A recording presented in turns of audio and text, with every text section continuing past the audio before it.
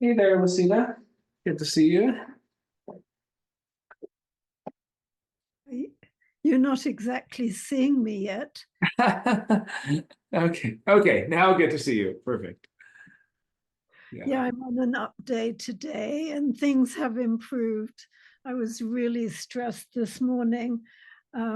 Stamps.com had been making a problem with us making labels for us to ship out books. So that got me down. But then we changed from using the Safari browser to Chrome and it worked. Oh, good. Good. Yeah, technology is moving so fast, and the cost of planning is breaking down, and nobody can really figure out how to. But it has a long time to go still. You'll have to ask Genoa when he thinks the actual transition, it could be hundreds of years in the future. Hmm. Well, there's definitely a key point after Pluto and Neptune have transited the entire human experiential way. And that's in around 2160. So, that's 130 years in the future. That is the time when Pluto and Neptune have gone through every gate of the human experiential way. So, it absolutely is the case that it will take a long time for humanity to be transformed in the human experience. But there are some very interesting lockstep maneuvers of Neptune and Pluto.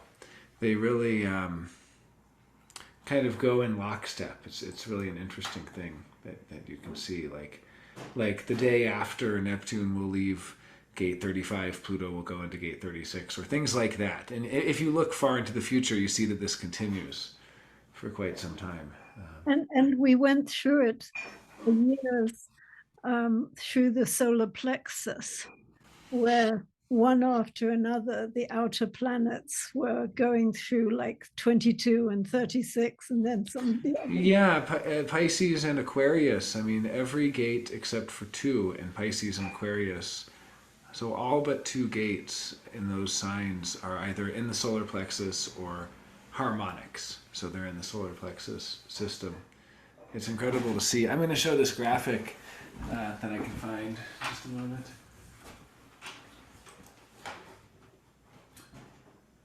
So I have a graphic from Jan van den Berg that he's made showing the solar plexus. And it's pretty incredible. Are you going to have a bunch of your respite people there tonight?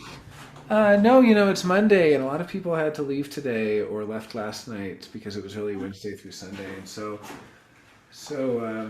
we will have one. We have one coming. Hey, Ashley. All right.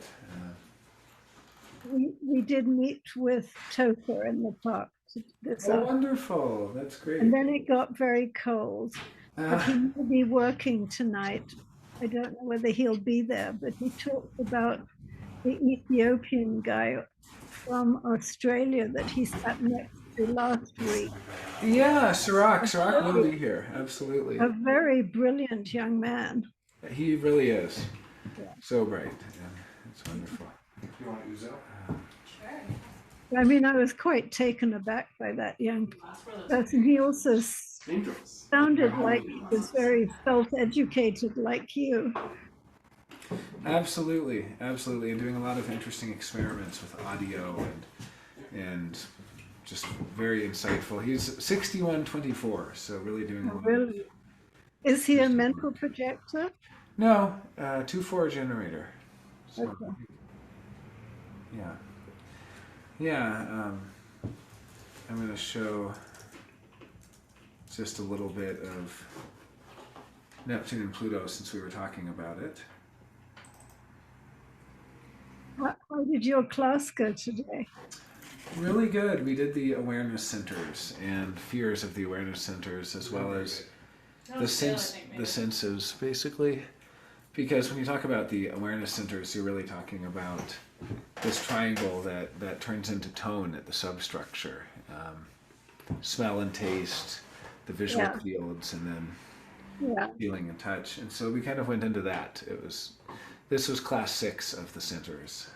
You actually did colors and tones too.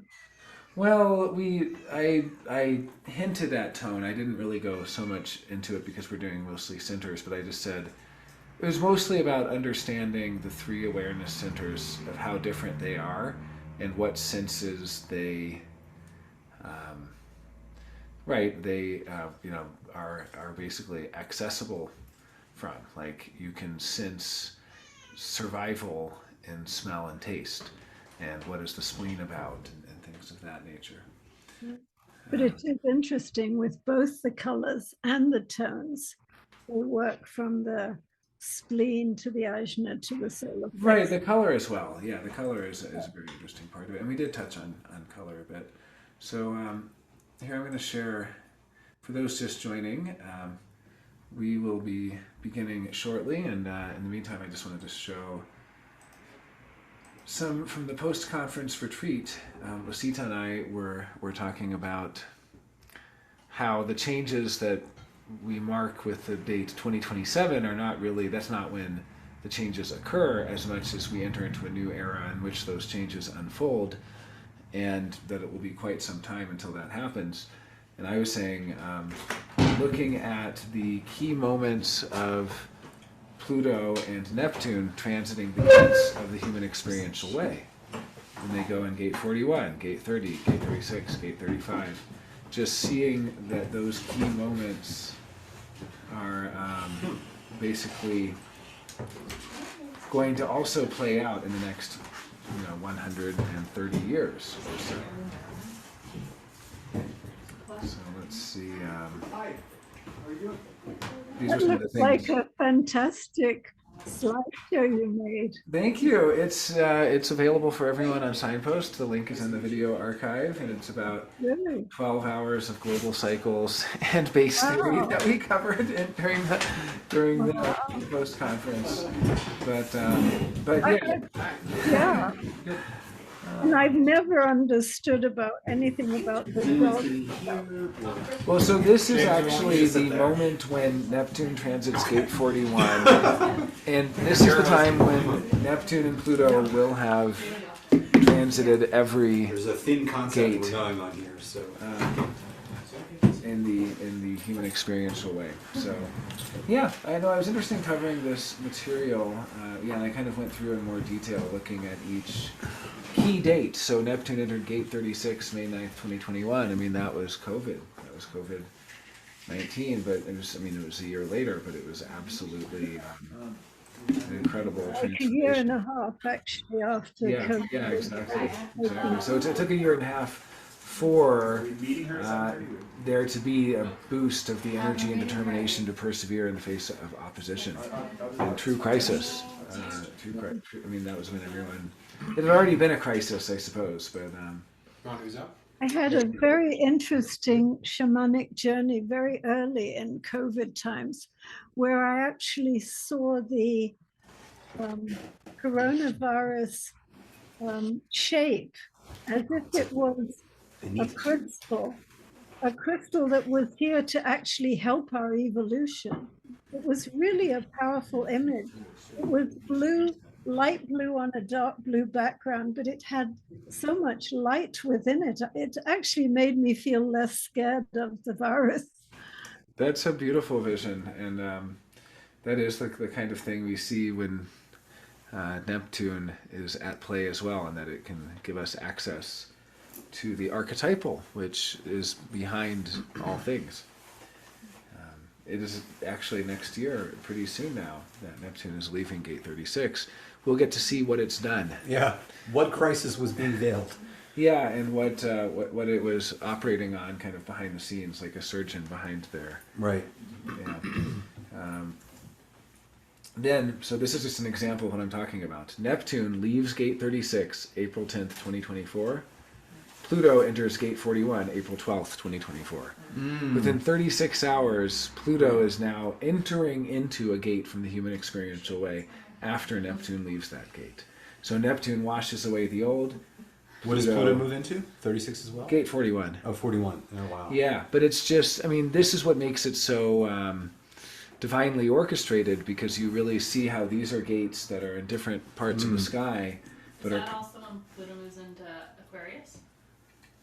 Yeah, I guess so, because 41 is Aquarius, so yeah.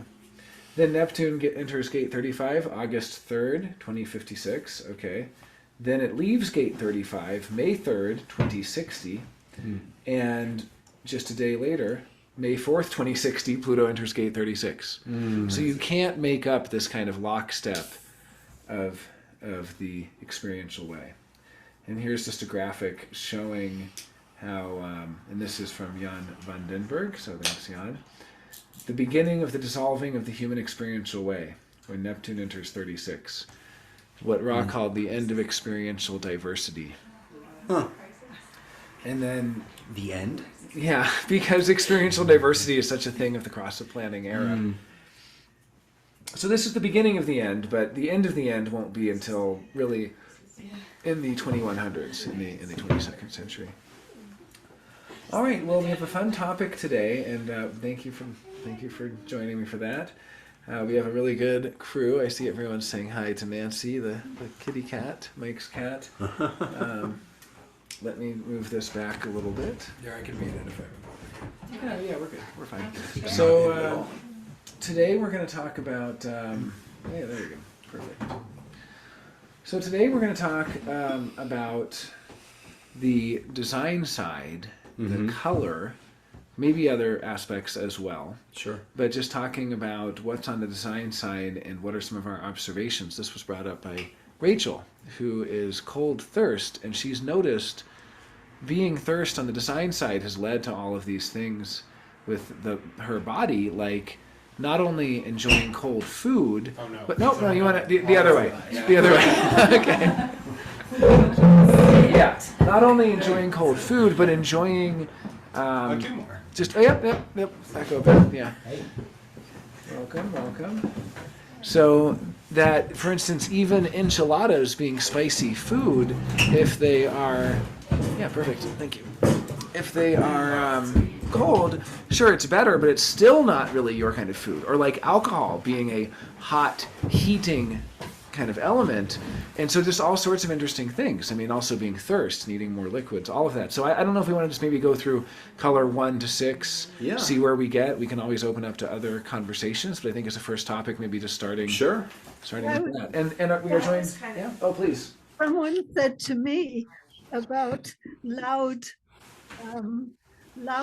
flavors and things like that. So Because you're low sound? Oh, I'm low sound as well. for people who do have that, to think of it metaphorically sometimes. Oh, like hot and cold can also be loud and quiet. Interesting. I don't find that with food itself, but we'll talk about it when we get to the fifth color, because I definitely have extrapolated that into different areas. But also for Rachel, that the hot and cold food. Yeah. Well, and I was actually kind of also what I was bringing to that is being a cold thirst person, you know, having that in my nature, like being a cooling to situations. You know, the person that's, you know, single ingredient, they like to take things in one at a time, even if, you know, like one. So she's saying to generalize, and I'm not sure how well it comes through on the microphone, but to kind of generalize to behavior as well of, you know, the single ingredient person taking in one thing at a time. For you, actually cooling down situations, like people might be about to fight and you kind of come in and have a soothing balm, but also cold can be stimulating and you can have a chilling, just from knowing you can give a little, you know, I mean, cold is on the nervous. Rachel. Well, it's on the nervous side. It's on the nervous side. So it can be cool to see these, how you might make people nervous because you're so cool and calm in that way, but it's not really calm. I guess it's cold determination. Cold. Yeah. Well, but doesn't that mean then that your system runs hot, so you need to cool it down? Yeah. So wouldn't her presence have a heating?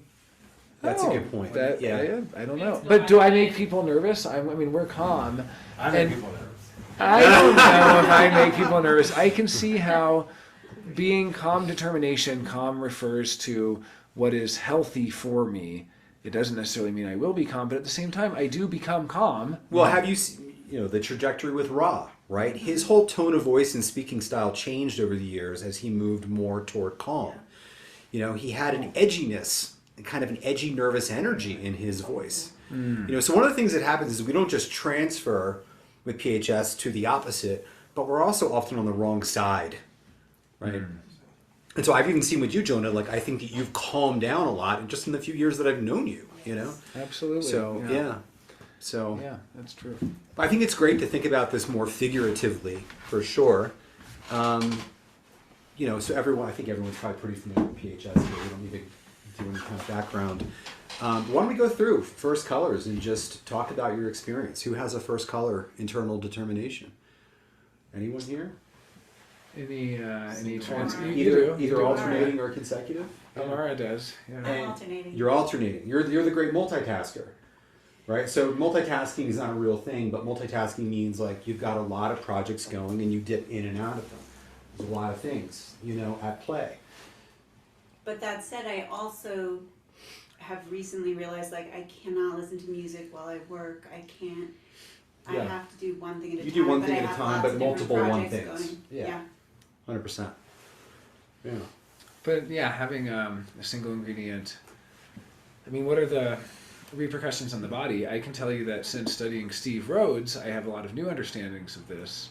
That he calls it low resilience, and so this would be a body that has a very strong, sensitive impression of past experiences that take a really long time for that impression to kind of go away. Meaning, something when you're 70, you might be thinking about something that happened when you were 12. I mean, there can be this long-term effects of, and this need for protecting the body physically, whereas having a sixth color mind, the highest resilience, you're kind of immune to being offended by someone disagreeing with you. So they can say they don't agree, that's fine, but the need for familiarity of people in your life and just kind of how homogenizing the world is an interesting point that people say, just get back out there, just pick yourself back up and keep going, or someone who's, you know, first color on the design side and they break up and they have a lot of grieving, it might take them years to grieve. Mm-hmm. Someone else might pick themselves back up and get right back out there. And it's okay to take more time instead of this idea of I need to be, and especially if your nodes, if your nodal environment is something like valleys or shores, because that is kind of the highest resilience environment where there's a lot of change. You're on the shores, people are coming and going all the time on vacation and constant change of people. But first color needs very few people, a small, close group of friends. That's perhaps one of the reasons why this winter respite has been so much nicer for you, and I think all the kind of lower color. They're not bored just hanging out with nothing to do. They're happy to get to connect and make friends with people and kind of connect more deeply. Yeah. Yeah. So Jonah, I'm curious, I'm not a Steve Rhodes expert. How do you reconcile the low resiliency on the design side with the high on the personality side? How does that play It's out? the only profile, only transitional profiles have that. So only the 1-4s and the 2-5s and the 3-6s. And that is something that makes them unique. And it's so unusual because you only really get the combination of basically first and second color or second and third color, third and fourth color. These are all very close to each other. It's like somebody who maybe is a little more resilient on the personality side, but which is typically the not case. much. PHS and motivation are usually just one-off, statistically. Yeah, well, yeah, and I think it's also interesting that the personality side is the higher one. Mm-hmm. That it is an interesting observation that the design, but I guess it's not always, right? Because there will be, it's the higher in this case, but it goes, it goes fear, appetite, and then it goes, it goes fear, taste, right? Or no, it's like a hope, taste.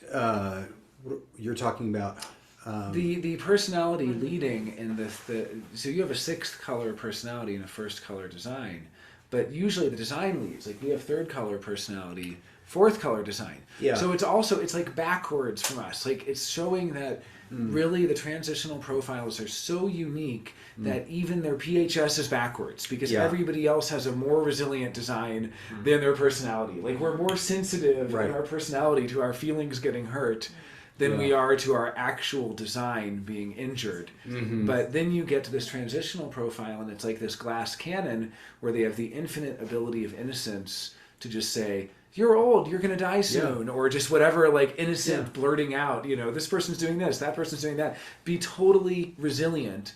Yeah. But then this design that's made for very special people and for a small group of people. Yeah. Well, I mean, there's a vulnerability in these transitional profiles, right? And Ra actually said they're being phased out. I mean, not that they won't occur, but sort of the program's like, yeah, we're done. We got what we wanted from you. Yeah. Interesting. It's difficult to be innocent in this world, right?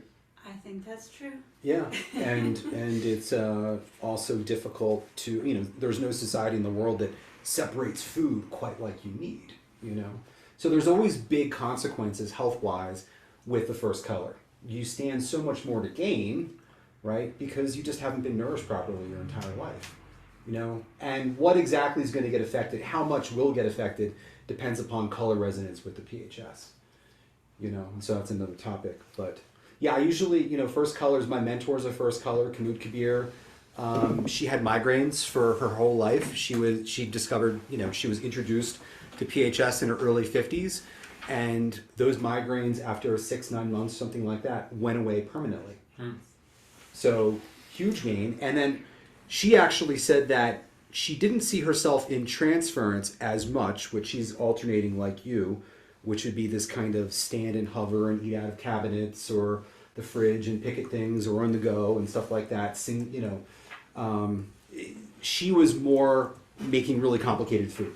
She was like, I was making smoothies and stir fries and just elaborate salads. Everything was really, really complicated, right? And she had a cancer crisis in her mid to late 40s, and she was like, I don't deserve this. Like, I'm a vegetarian. I eat a lot of raw food. I eat only organic. How did I get this?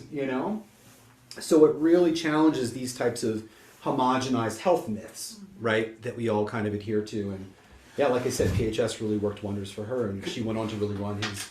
Yeah. I think the other thing that's interesting is I was a farmer for 10 years, and I totally Perfect. fell into that. And like, I have 2 garden beds at my apartment now, and it's like, if I can bring in an herb and add it to my food, it's like my food just knocked up, so many other levels. Yeah. That makes Take me sense. to the farmer's market and I can pick out the best food. Uh-huh. Yeah, I've got that down. The other thing I'll say is that we are in an era of sound, the 5th color. Okay? If you think about it, and it's gonna favor the left fixed expression of that because it's a left-centric world.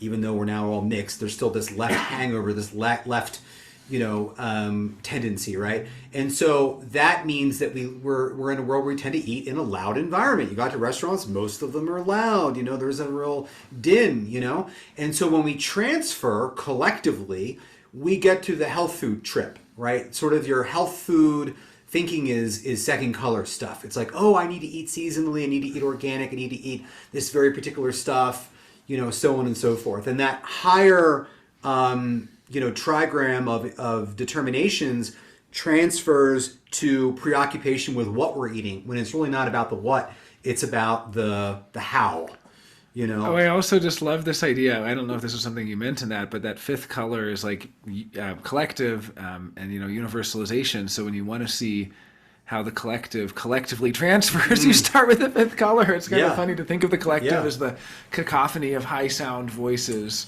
and how it transfers to thinking, I'm going to solve it by eating something specific. Right. I like that. Yeah.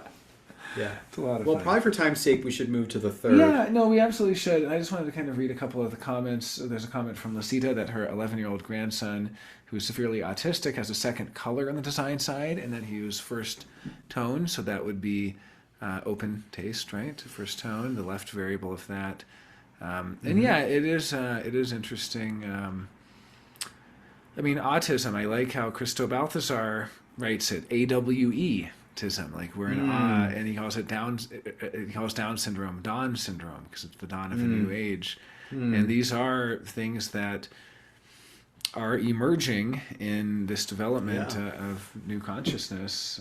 Precursors to the raves. But then she's saying, food can be a big issue. Well, dealing with autism and then having the specifics around not wanting to eat or not having, if anything, maybe it shows that autism being related to the solar plexus has something to do with truth, and that people who are living their truth more are more resistant to being told to eat what other people are eating when they're 2nd color, maybe, most people are just kind of just give in to it, but it may be someone who is severely autistic does have some connection to the solar plexus that makes them more true to their PHS. It's an interesting question.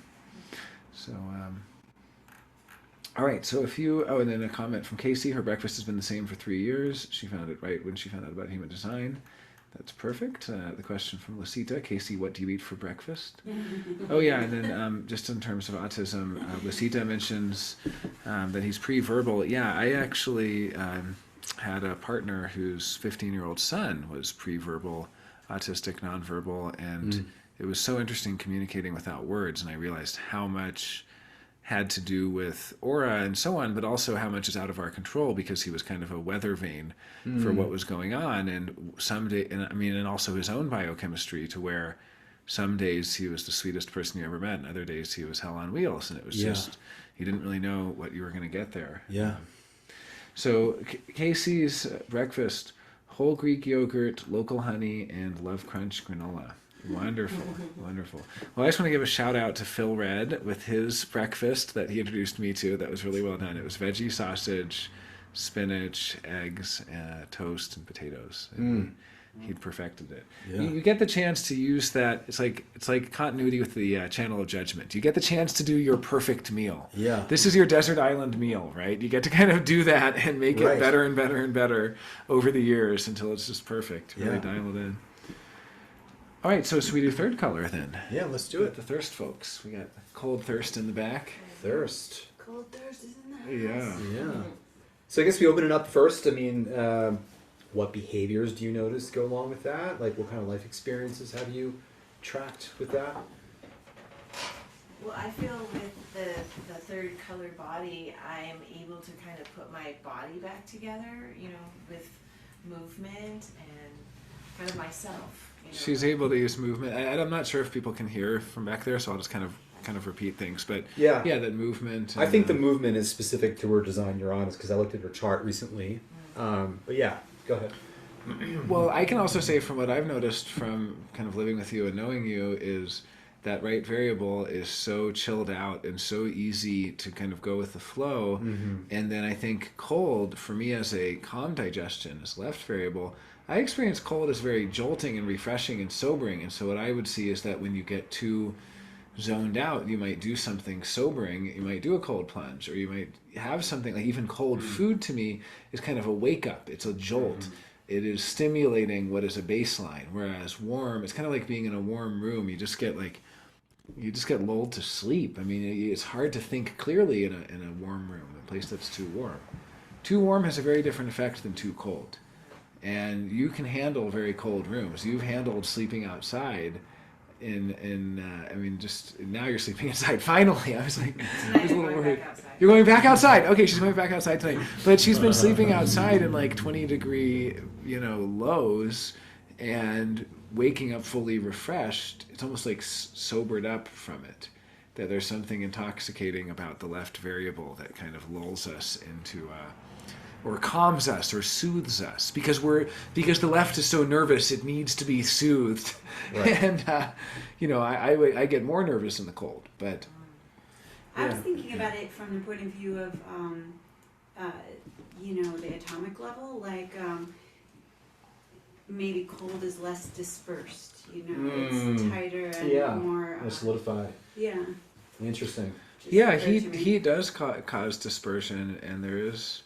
Yeah, that's true. It kind of stretches out things, and cold is kind of tighter and brought in, and of course cold needs because change and mutation. And here's the other thing. I do see Rachel having a cooling effect, and so for the idea that cold needs cold because it's running too hot, the way I understand it is actually cold is clinically. It's like nervous. It's like it needs. It's like it's nervous through continuity. I don't want to say clinically, but it's like it's in a. Low, it's like low brain waves needs to be turned into high brain waves, or it's low digestive juices need to be stimulated to produce more digestive juices, whereas the left variable tend to have more of the, more high strung, more stressed out, more under pressure. Yeah, I mean, it's been suggested that through genetic continuity, any right brain would prefer colder things, the dark, lower sound, like there's some preference there, which I do relate to as a right brain. But I think that there is that through genetic continuity, and you look at the right fixed fourth color, nervous touch, I do think that carries through, and I think that you've got that, and then the cold foods and liquids cool you down, you know. So I lived with two children that had this. So really interesting. You learn a lot about human design when you live with kids, let me tell you that. Especially these things like, you know, PHS are really fascinating to watch at young ages. So regarding cold thirst, one child who was 8, another who was maybe 11 at the time, both said on their own accord, not knowing anything about human design, for some reason, I just need to go home after school, and the first thing I need to do is have a popsicle. And every single day for years, that's what they did. You know, they still do it, I'm sure. You know, they needed a popsicle to cool down. And they were very much like, I don't know why I need to do this, but this is fun for me. This is what I look forward to. This feels right. So, you know, kids know. You know, you really can see the truth of all this observing children. So, and they didn't need jackets outside in Philadelphia winters, which are, you know, moderately intense and things like that. Lucita says that her mother, who died at age 98, had third color determination and had to drink boiling hot water with her meals. I've seen this more than any other color of the opposite tones, and I wonder if it's just the thirst aspect of cooking, that there is this sort of wanting things to have been cooked, or I wonder if people just do transfer. Well, wait a minute. I don't know whether she's speaking to the right or the left. Well, she's saying that she actually was right. Okay, so... Oh, I see. No, I got it wrong. We were talking about cold thirst. In your case, she was left fixed, so she was hot thirst. So that was actually correct. Yeah, exactly. Yeah, I see. But I do see, like, people who are cold who will admit, oh yeah, I love cold pizza, but I also drink hot espresso. And I say, why don't you drink an iced espresso? I don't like iced espresso. So there is, I mean, I've seen it. That's the part I've struggled with. Is yeah, like I've seen coffee all the cold time. coffee, right? Well, it's an interesting question, because I do wonder if certain ones, like thirst, have interesting exceptions, because thirst is so much about liquid and is so much about cooking. Sometimes I'll have like ice cold water with like an espresso drink. Ice cold water and an espresso. I think we have to remember that we're always also moving to the other side of the PHS. So as a low sound person, I've blared freaking music in my ears too, and gone to a lot of concerts and stuff like that. So there's always that. Ricky says hot coffee and cold pizza, the perfect breakfast. Or hot yoga and cold showers. So yeah, there is something about thirst maybe that can move between them. I mean, even when you're taking a cold plunge, you get really hot in the sauna first, then go in the cold plunge. Like, it's kind of nice. So, all right. I also think about when James was talking about like a lot of the right variable fixings. When you were describing it, was making me think like they're all elements of making you turn inward in some way, like reducing stimulation on the outside. Yeah. And same with cold, like thinking of a cold plunge, people say like, you know, focus on your breath. She's commenting. Calm down. Like it is a way of just like mastering. I don't think focusing on the inside is calming down though. So here's the interesting, maybe where we differ is. So what she's saying is that the right variable calm fixing. is left. That's what I'm saying. But she's using the term calm and right, because right people are so calm. But saying, I think let's change the word. So I know what you're pointing at. So when you say calm, you just mean like turning inward. Turned inward. Yeah, turned inward. But for me, I actually get really nervous when I turn inward. I start to notice. Sure. Yeah, it's a continuity. It's like easy for me to be out in the world. I got to unfocus, go into my world. Yeah. No, but I also think that there is a really interesting game you can play, which is imagine pre-1781 world, and imagine people going, well, you're so weird. What are you doing eating your food after it's got cold? Well, you're so weird. What are you doing mixing all your food together? Eat one course and then the next course. Right. Well, you're so weird. What are you doing eating out of season food? We eat the food that's in season here. I mean, each of these are like the norm, and there is something about variable consciousness that it is bucking the norm, or it's gone through the norm and kept going. And like, what else is there? Yeah. So, but I mean, I think this is the invention of restaurants, you know? Yeah. You know, you're the alchemist. Yeah. And then the other thing was interesting about both of those children that had this is they aspired to own restaurants. Certainly weren't led to that, you know? They're just like, hey, you know, I really like being in the kitchen and, you know, creating things, and it was fascinating to see that. So there's a question from Nancy. And Rachel is an amazing chef. Oh my word. Yeah. We're very lucky to have Rachel's cooking. Yeah, the continuity from Third Color between the determination and the environment. You can see the kitchens at work in the determination. Best chocolate chip cookies I've ever had. Oh my God. Mochi chocolate chip cookies. What? The best is, Vaughn has said like twice now. I mean, he, like that Indian food you made, he loves so much. He said, the Best I've ever had. Best I've ever had. Don't tell Rachel. Don't tell her. I don't want her to get a big head. He had this. Of course he would say that. He had this whole thing. Don't let her get a big head. Don't let her get a big head. Okay, so Nancy says, question for the human revolution. Why is hot the left way instead of cold, given that fire/electricity developed later? And for Chinese medicine, it's straight warm food/liquid. What might be the implication for the whole cultural orientation to eat warm? Well, for me, it's calming because everyone's so high strung. The reward for all of the cortisol they're pumping through their brains to fucking succeed in the material plane is a warm meal that is kind of like a warm shower or a warm bath or a warm hug. It is the soothing, calming aspect of warmth. The left, I mean, fire is, I don't know when to date it, but we're talking, when was the invention of fire? I mean, we're talking many tens of thousands of years, 50,000 years? Well, yeah, and I do think fire and electricity can't be conflated either. Yeah, because they're very different it's things. It's like Uranus. Kind of Electricity is versus- Uranian. Yeah. And we're not talking about fire because we're talking about warm water, right? When we're talking about thirst. Yeah. Fire is not a part of it. It's warm in the same way that, I don't know, yeah, like you were saying, being cozy. But it's calming, and warm food is rewarding and calming to left variable that's so tense. I mean, that's kind of the secret is in the fourth color. And the secret in the fourth color is that calm and nervous cut across everything because the fourth color is part of everything. Sure. Yeah. And so it's actually, I've noticed as a calm person that when it's really dark, I'm nervous. I'm like, could there be a spider on my fork? Like, what is, like, I can't see what I'm eating. Like, there's a certain, it's calming. And fire and warmth is calming. Yeah. Right? Having yeah. heat and cold is a little bit more nerve-wracking. It's like, there's a little bit of a tremble, Yeah. in your system. Stimulating. Yeah. Well, which is also why when you turn the heat up too hot, above 72, people can't think as clearly and their IQ actually goes down. In IQ tests, do an IQ test in 85, it's lower than at 65. When you have that little edge, it's kind of stimulating. Cold helps you sleep, helps you get to the theta and the delta that you need, One of the interesting things is, so I knew this guy that was doing stuff with brainwaves, and he hooked me up or whatever. This is like before I knew about variable and human design, but it basically showed that I was in like delta, like 3 o'clock in the afternoon. He was like, many people think this should not be a thing. I think it's a right brain thing to be hanging out in the theta and delta more. Oh, Rachel's in theta and delta all the time. Oh yeah, I feel it off walk Rachel. by her. Yeah. Yeah. I mean, No, it's but like being in a but the trance. weird thing is you meet me and you don't think that, right? Because you're like, he's focused, he's saying something very structured and linear and logical, but it's your personality. It's not your brain. Right, system, but underneath of that, I feel like this. I'm just kind of netting things, Yeah. So there's a comment from Lucita that Genoa said 500,000 years ago, at least for fire. Wow. And I believe it. I think, I mean, it makes sense that fire would have been developed. Sure. It's not. It's like you develop friction and then you develop fire. So, yeah, that's really interesting. Well, let's do the fourth color so we can keep let's going do that. on. That's my color. So okay, a bit of a yeah. connection. Who else has a Also, fourth like- color? You do.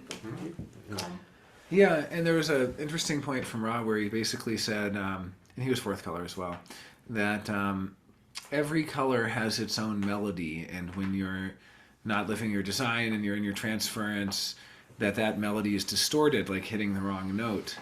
But that once you live as yourself, it returns back to the right melody, except for the fourth color. There is no melody for the fourth color. There is no fundamental way of being. Like the body seems to be the most changeable, along with third color probably. I can imagine thirst, being mutative and so on. But there's photos of Ra from a few years before his encounter with the voice where he's unrecognizable.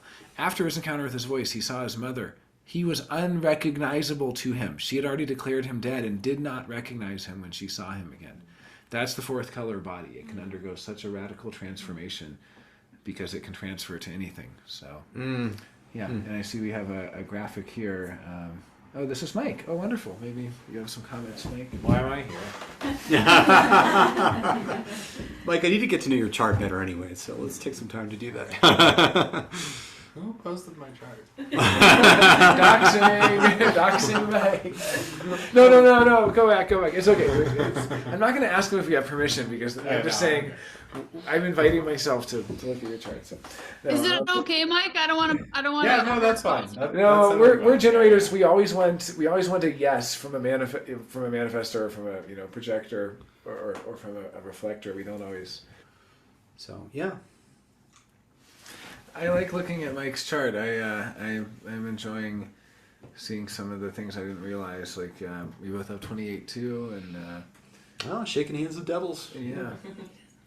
And then I did remember that Mike does have 54-4. That was an interesting one for me to see. I'm a 54-3, so. Mm-hmm. Well, let's, unless there's any comments in general, I think we're good. Name, thank you for sharing that.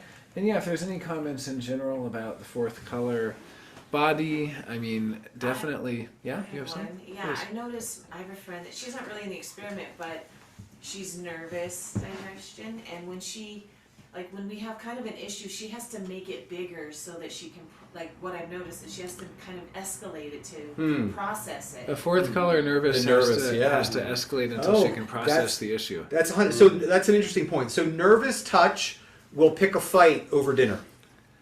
Yeah, totally. That is something. And the escalating because it's almost like revving up a flatlining system that's kind of naturally so spaced out that it's like too slack. And so it's Yeah. needing to like put a little tension into it. Let's get it moving. Let's stimulate it so we can actually process this stuff. It's kind of got to get it started. It's not necessarily started. I'm whirring along and I need to be soothed and calmed. And it's like, get this Yeah. guy some like flute music. And, let's soothe I've the often beast. said, let's get this guy some flute music. Let's get the thorn out of his paw so he's not so so difficult all the time. But that's me. But yeah, I guess Yeah. yeah. Picking a fight, wanting to have a rousing kind of high energy conversation. Yeah. Yeah. And then Liz's fourth color, if you want to share anything, Liz, you're more than welcome to. And also, Nancy wants to look at her fourth color, nervousness. Pull up Nangshi's. I wish I had. Yeah, would you do that, Name? That'd be wonderful. I don't have her birth details. I'm happy to pull it up if she wants to give me them. Well, I have it. So let me just do it. And then also, Lucita says Hugh Hefner had nervous eating. That's an interesting one. I remember a story from Brian Beard about. That's so funny. Nervous eating. He wasn't in transference because he wasn't busy with one at a time. It's like No. But also Brian had a friend who's nervous eating who really liked to eat in provocative situations to kind of stimulate. we should probably not go into that. Okay. So let me just find. Okay. Actually, Jonah, I've got your document. So give me a second. Oh, well, I have one that actually We've got it. that is going to be preferable to James because it is Yeah, I need to see that. classic. Could you make me the host again? Would that be Sure. great? Okay. All right. Just as soon as I'm the host, it's saying host disabled screen sharing. So as soon as I'm the host again. There you go. Great.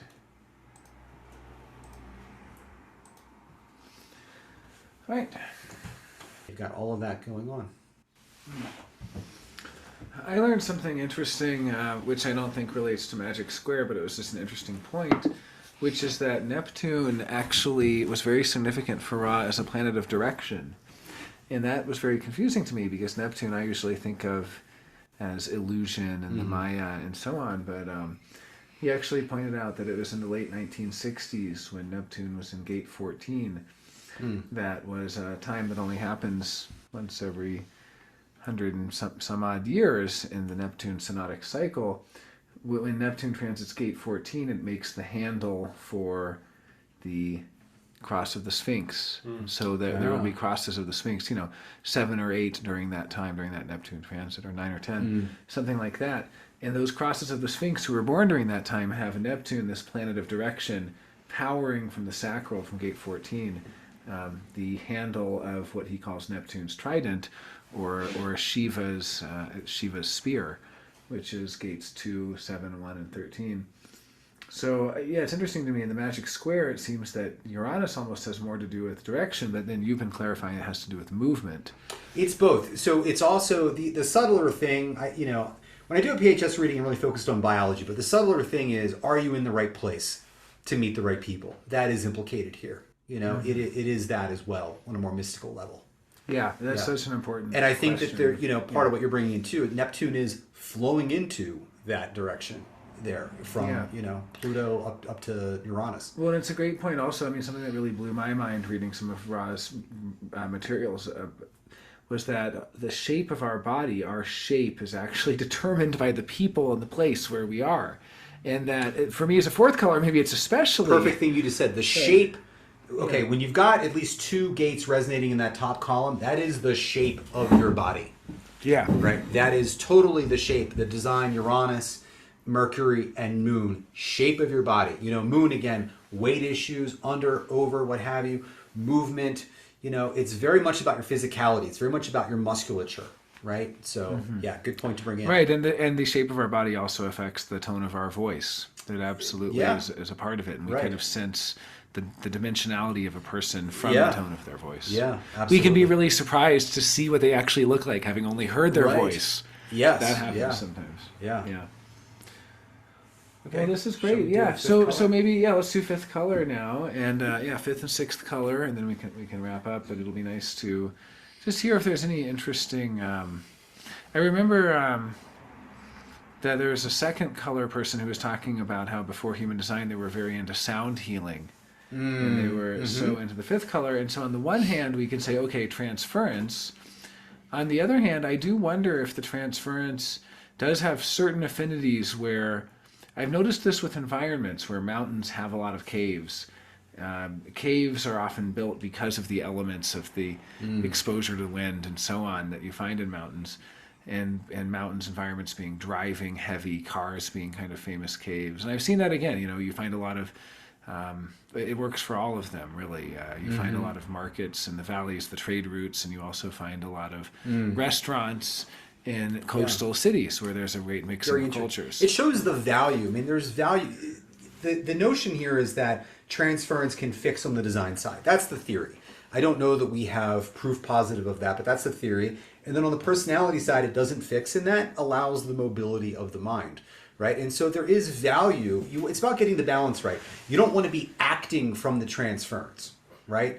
And so when you're aligned with strategy and authority, the whole holistic chart, substructure to surface, operates correctly, right? Then you get the correct expression of your motivation and your view and cognition and all of the things, right? Everything kind of aligns. But yeah, so No, that's an interesting point. But I guess I'm just saying I haven't really thought about it as much on the determination side of how damaging that is. Like, oh, finger wagging, your second color, you're transferred to fifth color.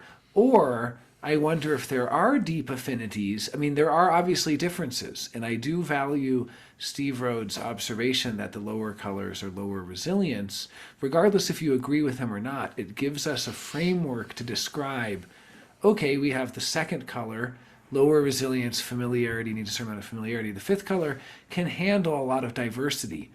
And yet, we do have taste in music. And we do have certain commonalities. It's just an interesting thing. I it's think an it's worthy interesting of thing. more investigation. yeah, it's worthy of more investigation. Yeah. Yeah. Cool. So fifth color, who is fifth color here other than myself? We've got, okay. Just the three of us? Yeah. Do you happen to know if you're on the high or low side, or I can help you figure it out? Here we go. He's low. He's low. You're low. Like Low myself. sound, like Low Sirach, sound? like James. Oh, okay, all three like of us Vaughn. are low. Yeah, Vaughn's also low sound. Yeah.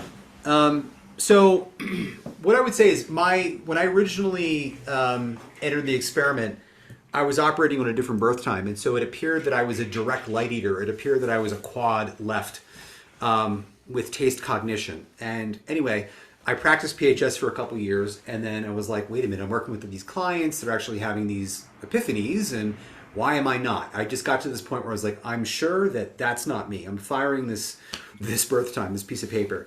And then with my mentor, we rectified my time, and all of a sudden, all these bells went off about who I really am.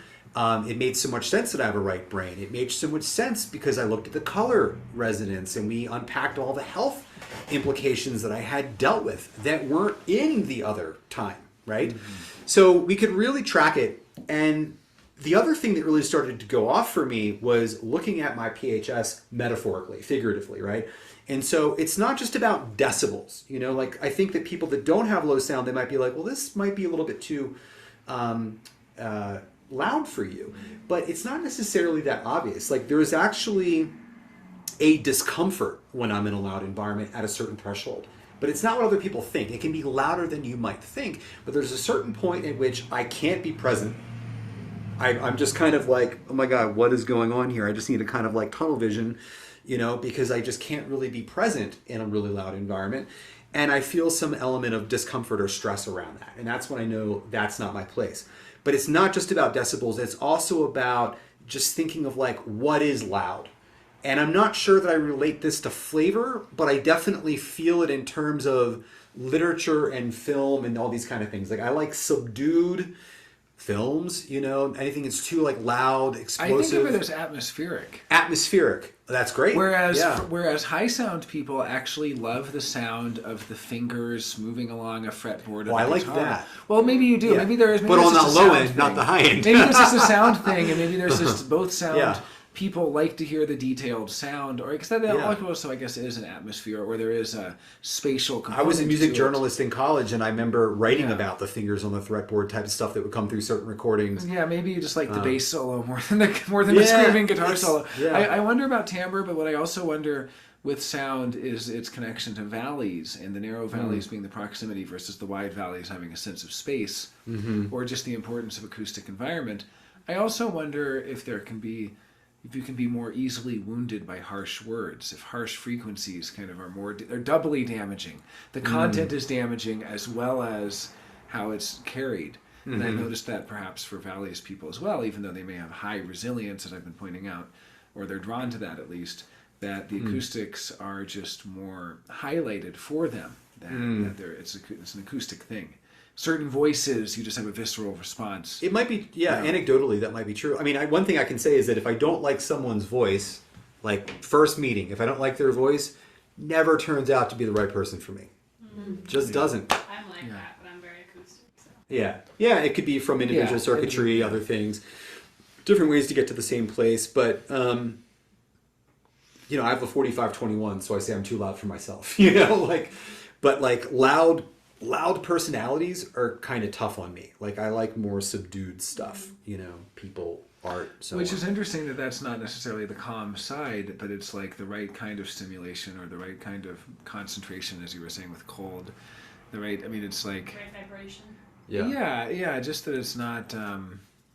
it's just interesting to think of it as, why does the right variable need this? What is it about the right variable that needs low sound? Like it's a real mystery, but maybe, for me as left variable is calm, I notice a lot of things when I'm in low sound. I notice that I can hear breathing. I notice that I can hear sound effects, almost like in a David Lynch movie. There's a little bit of suspense, and that the suspense of anything could happen is actually stimulating in some way, the right kind of stimulation. So it's funny, it's like the right variable you're saying, oh, I can't have all this overstimulation of high sound, but also the overstimulation is deadening and it's desensitizing and it's a cacophony that actually dulls you and puts you to sleep. It's hard to be present in those moments, Yeah, you can't be present in that. And therefore can't make the correct decisions, Maybe which is what this is informing. Maybe high sound is trying to grab your attention all the time. It's something that's trying to get your attention and make you focus on something. And so the right variable is saying, no, I can't pay my attention to that. The low sound is actually an atmosphere that allows you to exist within that. I also wonder with the continuity, bass 5, there's a lot of things, tone 5, there's just a lot of interesting stuff. Like, that's almost like the color of tone. It's like, where do we find tone and color? In 5. Right. And it's an interesting thing. Like, where is color and tone? In 4. Like, there's these kind of, like, 5 is the number of tone, so wherever 5 is, tone is part of it. Even the 5th line at the surface, communicating through its voice. Yeah, one interesting thing about 5th color and tone is that the 5th color taps into all of the tones. Right? Now, we all have all of the senses, but the 5th color in a unique way can kind of grab onto the right tone at the right time. And I did a talk about this at the first HDHD conference, and it's pretty obscure, and at the time I didn't have a lot of clarity on how that operated, but like now I can really see that I'm very familiar with inner vision. I'm very familiar with, touch is my cognition, but I'm very familiar with inner vision and feeling, energetic sensitivity, smell, taste. I really have all of these outer vision. I really have that outer vision thing of looking at someone and being like, are they my person or not? Like I have all of those things at my arsenal, which is a unique 5th color internal determination capacity, just really tapping into all as needed. And I wonder if 4th tone in their meditation or in their inner vision It's kind of like these are like the bridges between tone and color. It's so interesting that color is of the four, or four is of the color, and with tone it has to do with five. Yeah. So. Well, and so Ross says something interesting. He says, the 5 connects to the tone, which are strangers. Much like 5s do, right? 5th lines connect with strangers. The color, hey, connecting to the tone, that's the stranger. Whereas the 4th color connects to what's like, hey, we're in our network. 4th color transfers to the other colors, all in its same color network. I see. Whereas I'm bridging into the tone, the stranger from Yeah. the color. Yeah. I like Yeah. I've heard that. Wow. Yeah. Fourth color is communal. It's connected to its community. Yeah. The So- literal architecture of the crystal, it's the 2nd and 5th colors that like leap across the other side, the other like far facet of the crystal. The 1 and 4 like spiral clockwise, and 3 and 6 spiral counterclockwise. Ew, interesting. Huh. Did not hear that. Thank you for that, Mike. That was really good. Yeah. Yeah. So what do we think here? I mean, do you relate to being sound sensitive? Definitely. Yeah. But like you said earlier, I mean, I also do like listening to loud music, like in the car Sure. or something. But Yeah. like at home, I like to be very Yeah. zen. Yeah, I think one thing to experiment with is how present can you be? If you're just in the car, mostly we're driving on autopilot. I listen to loud music in the car. It's kind of fun. I'm a manifesting generator and you just get some energy out. When I drive fast, listen to loud music. But like that's very different than needing to make a decision. And so what we're talking about here is actually how you make decisions. So it's like, I always notice like in concerts, like I felt very like scattered. I was like, I don't really know where I'm at right now. So like just kind of test when the decibels are kind of high, like can you still be present with yourself? Can you still be connected and embodied and so on? Yeah. So that would be interesting. And then, the transference of all this would be eating the same thing every day. That would be bad for you. Good to know. I see a look of recognition. Yeah. So really great comments here.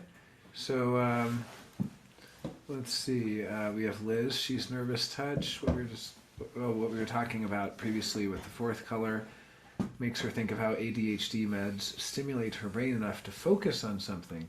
Right, that the nervous touch like needs some stimulation.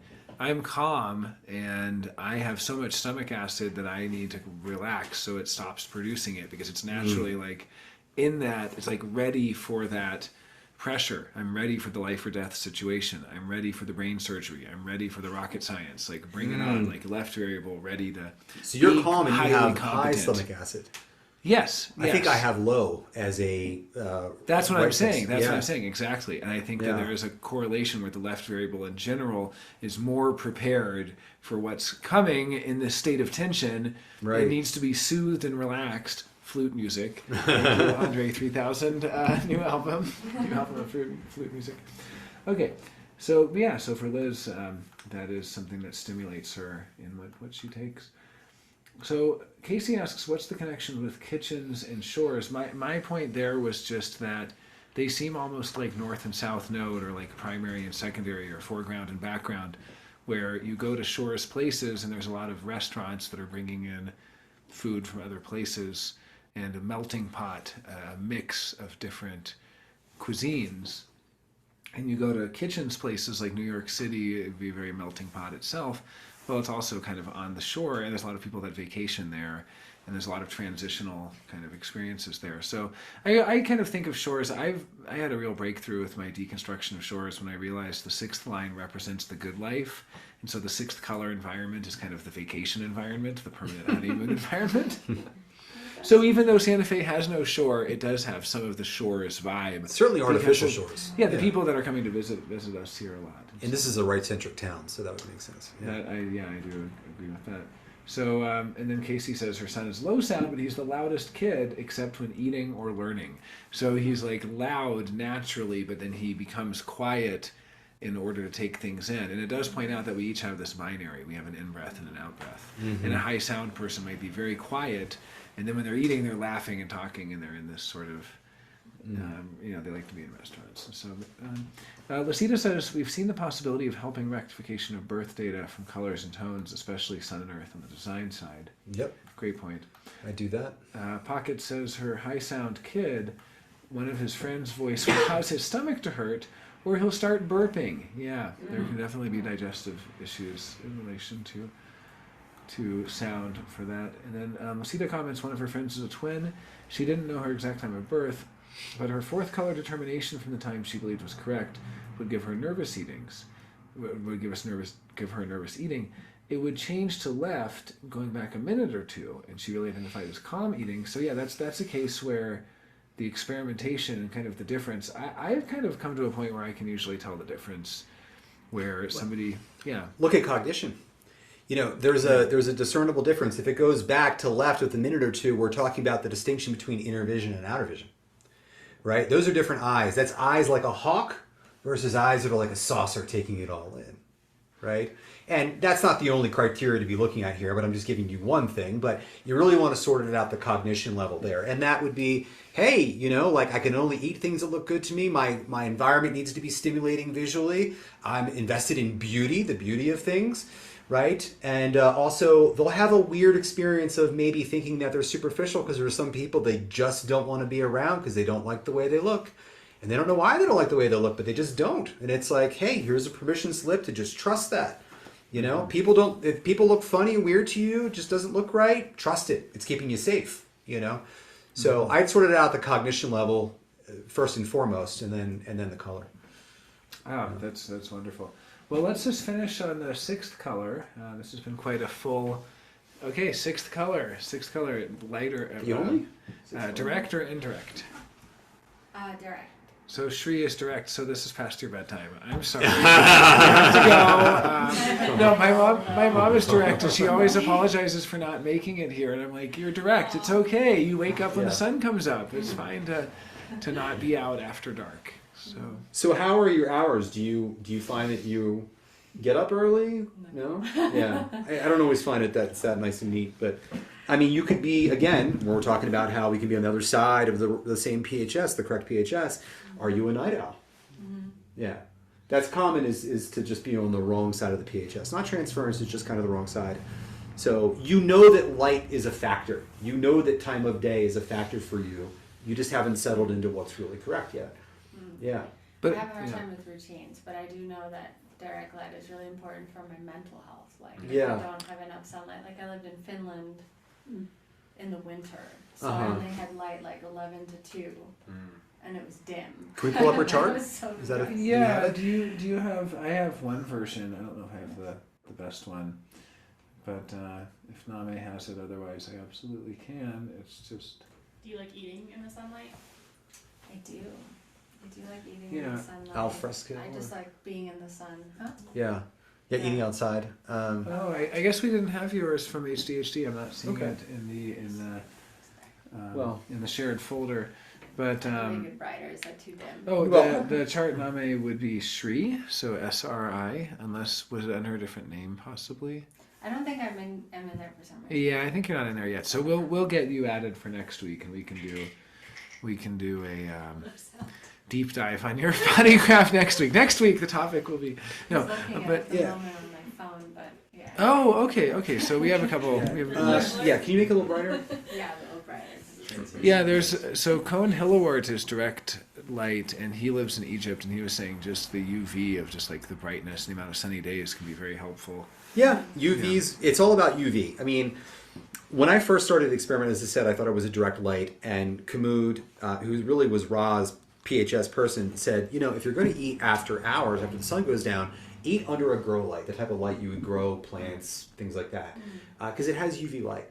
So I did this. I had this fucking little grow light contraption that was like pink light that I was eating under. James is growing. Right. You're like, I'm going to grow to be big someday. So I did this for like 2.5 years where I was like, screw this. It's not getting me anywhere. I want a Plant James t-shirt. Design a plant and James has it.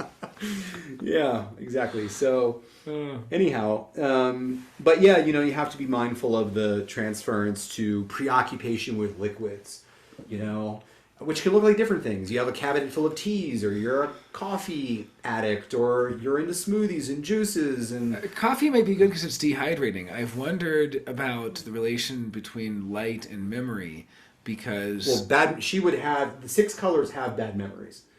So Yeah, but bad from one perspective. But it's like you don't need to remember. A lot. no, Yeah. it's not actually bad. Yeah. It's But just it's kind of. it's not what you think. And I've wondered, like, my mom is always worried about it. Remember, she's like, "Who's that actor?" I'm like, "Doesn't matter. Doesn't matter. Yeah. Like, it's okay. Like, you're fine." Yeah. She's like, "I'm forgetful." I'm So like, "You're fine. You're direct you don't light." remember a lot of things, and so there might be some sort of judgment there of like, why don't I remember this or what have you? But that's appropriate. Or drinking a lot of water and then retaining water and then being flooded by nostalgia, which could actually. You have It's like you you have don't need to hydration remember. issues here, but you don't solve them through mentally signing yourself up to have a certain number of glasses of water. You solve it by eating in the presence of UV light, right? But you're at your best during the daytime. It isn't just about food. It's also about people. It's about circumstances. Like, I don't think you're going to meet the right people for you after hours. You know, it's about daytime activities. You're best in the daytime. You know. The memory implication. What else would we want to say here? Well, for me, I noticed something really interesting with my mom, and this was after learning Steve Rhodes sees direct light and indirect light as the most highest resilience people. I guess even maybe the direct light even more than the indirect, because the indirect is right variable and kind of takes in more and so on. So direct light being this sort of highest resilience, what I noticed with my mom, who's also direct light, is that her imagination of what was wrong was that she didn't have enough stability or safety or security. But what was actually wrong was she didn't have enough excitement.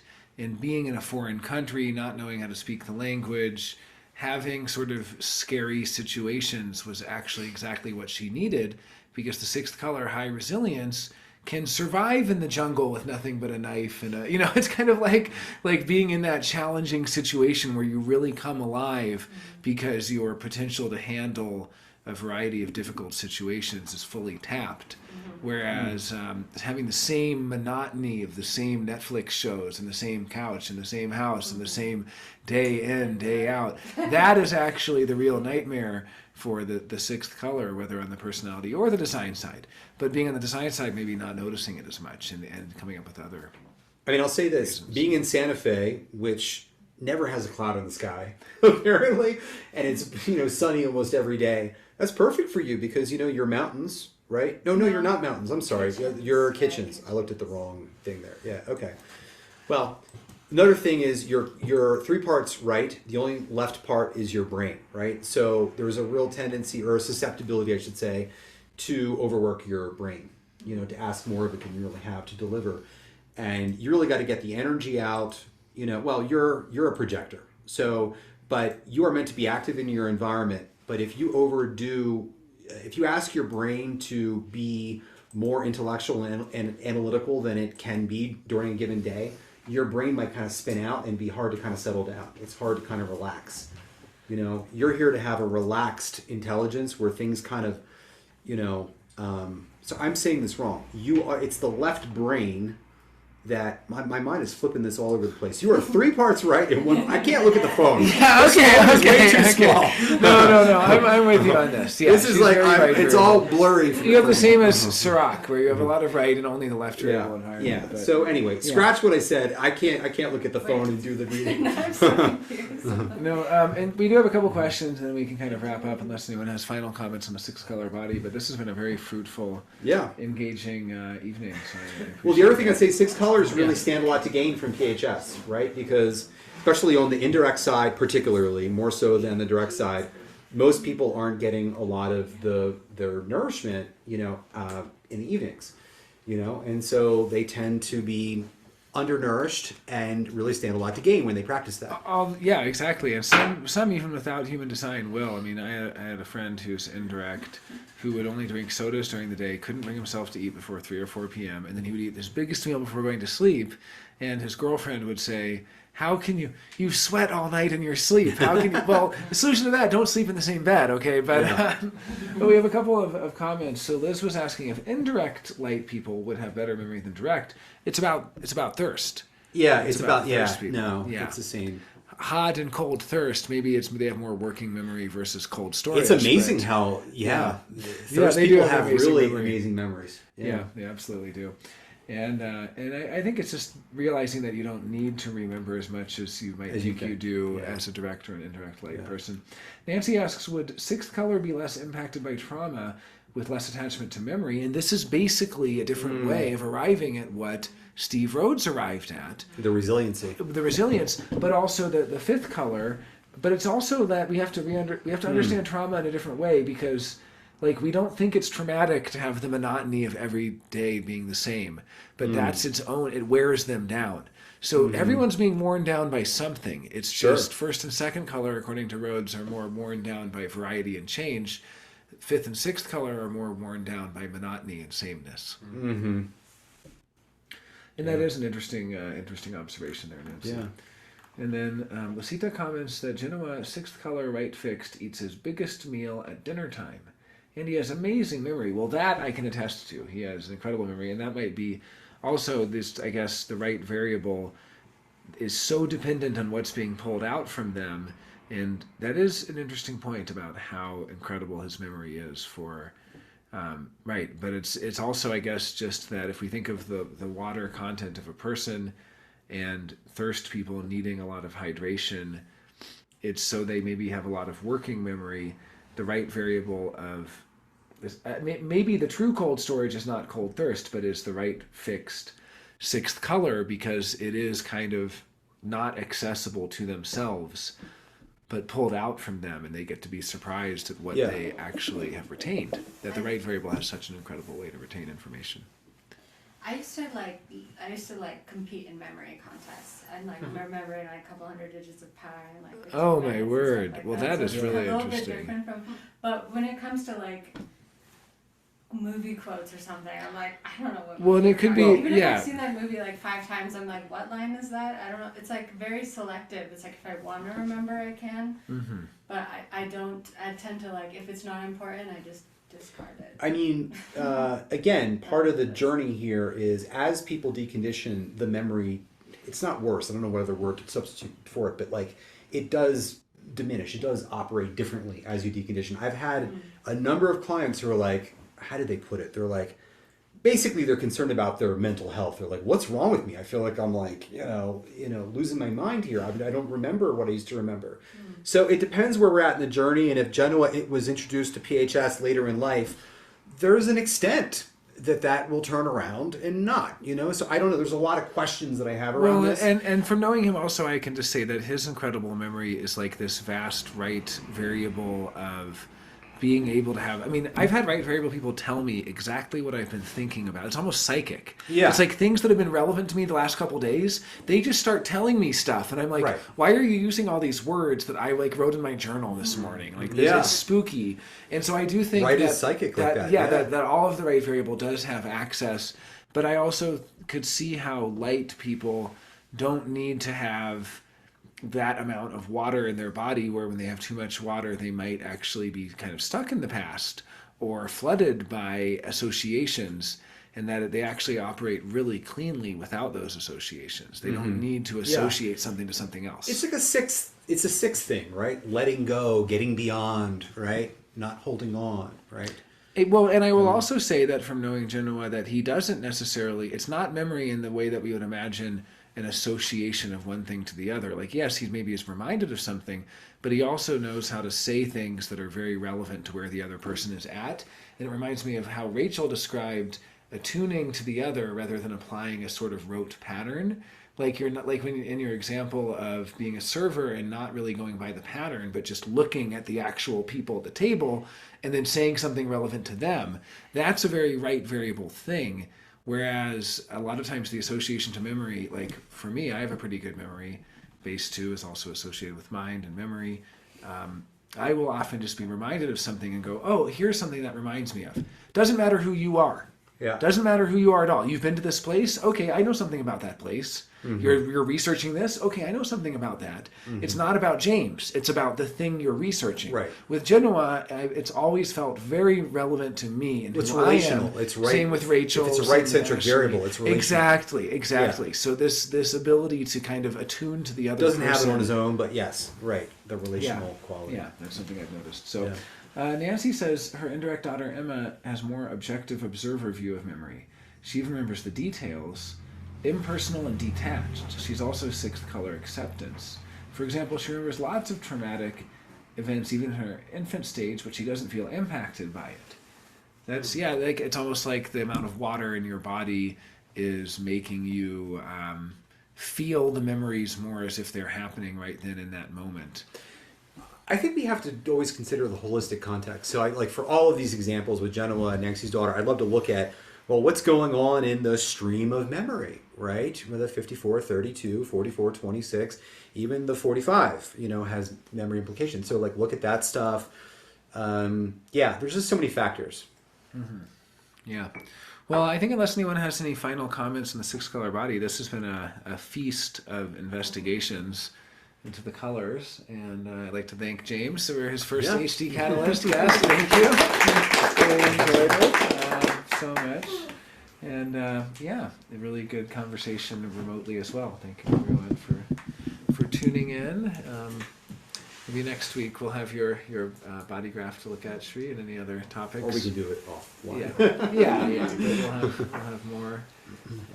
Lots of interesting topics in the works. Really great turnouts we've been having. Last week was like the biggest turnout yet, and this week is kind of on par. Really nice to be with you all. Yeah. Yes. Thank you all so much. Bye. Thank you, Bye. Liz. Thank you, Lucida. Take care. Good morning, good night, good afternoon. Thank you. Thanks, Ricky. See you.